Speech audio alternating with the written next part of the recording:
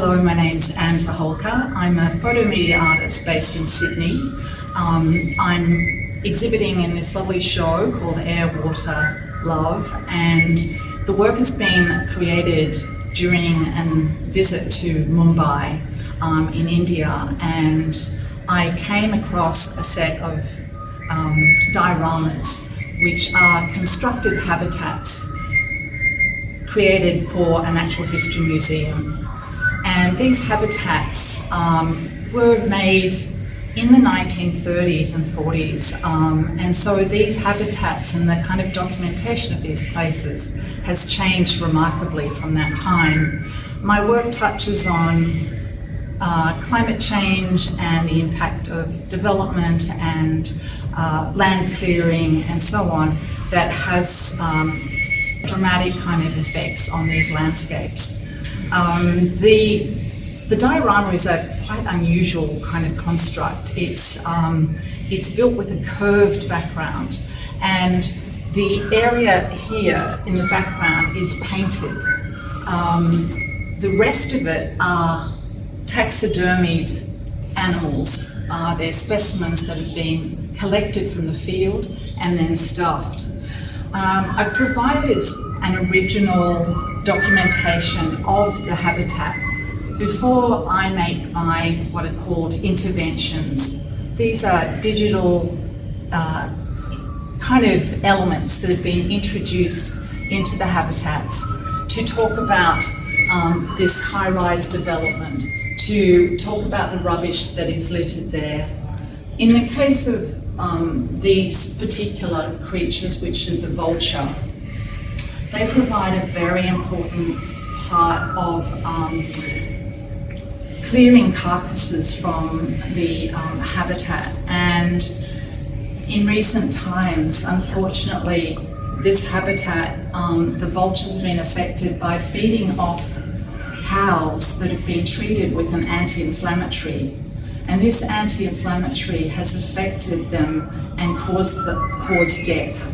So the population of the vultures has reduced by 98%. They're very threatened species, and they provide a very important part to clearing the kind of carcasses and things from the landscape.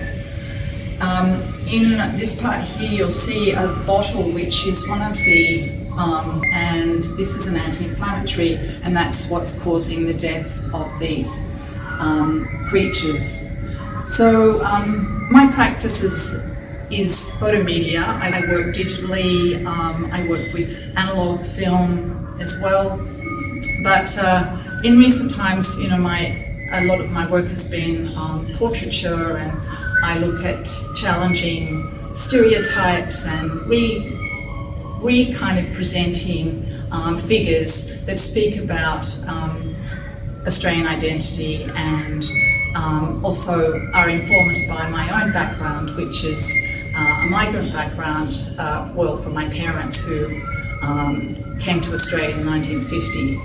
And but in returning to these landscapes and this dialogue that is between these works, it is about looking at trying to raise awareness to talk about places and landscapes that have been really, really damaged by humans and our contact with these places. The last work here, which is of a group of flamingos, they're actually thriving in a habitat that has been very, very polluted by industry, by oil refineries and so on. And blue and green algae have actually proliferated in this environment, and it's caused actually the flamingo to create a habitat that is much more suitable for them. I've indicated some of the debris and things that float up in this area. It's a landscape that is quite close to Mumbai, and it's quite incredible to see this crossover between these beautiful species of flamingo and this kind of it's quite toxic sort of industry in the background.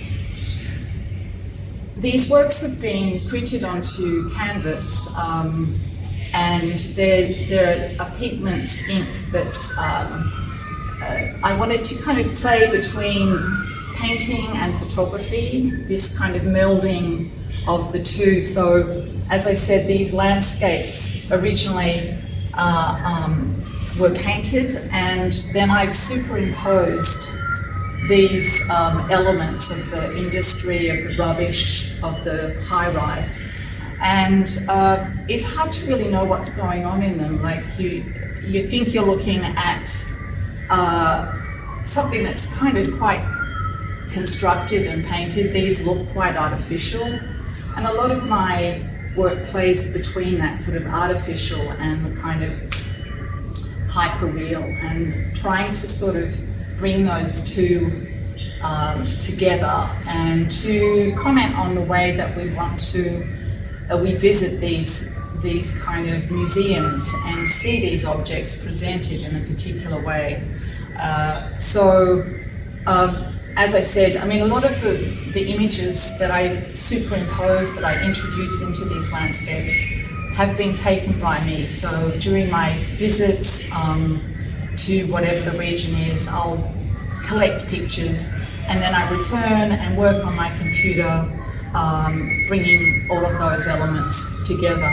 I need to make sure that the way this is photographed or that has been photographed comes to sit in this landscape kind of happily. In terms of the inspiration for these works, I mean, I was fortunate in 1981 when I finished art school to travel across America, and I went to visit the Natural History Museum in New York. And I'd been attracted to that place because of a book that I'd read, which was called Catcher in the Rye. It's a famous text, and the character in it, Holden Caulfield, who's quite a troubled young boy, likes to go to this museum because everything there remains the same, nothing moves. You could go there a million times and everything would be the same. The only thing that would be different was you. And it talked about his kind of thing of like, you know, he was going through such tumultuous change, but he loved kind of being in this museum because everything just remained kind of static. I mean, I like to play with this idea of time travel. So in the historical diorama, we're looking at a place at a particular time recorded, you know, by the scientists, by the natural history collectors, and so it's a static kind of place. We're looking at it at a particular moment in history, and so my kind of interventions are to, you know, look at what's kind of changed from that time. I think traveling is probably one of the most important parts of my practice, going to see and immerse myself in other environments and landscapes, and that's really it's where I collect pictures, where I have time to think, and but a lot of the kind of changes that I make to these are based on, you know, research and what's available, you know, largely on the internet, and making sure that I get permission to use, if I introduce another vulture, for example, to this work, that I've contacted the photographer who took that picture. And in this case, it was somebody who was doing incredible work about raising awareness of the plight of these vultures. And, you know, there's a lovely overlap between artists and scientists in a lot of, I think, our practices, and a collaboration and a kind of working together and informing each other. So it's how I think we contribute to that dialogue and to try and make people understand the kind of impact that we have on the landscape. So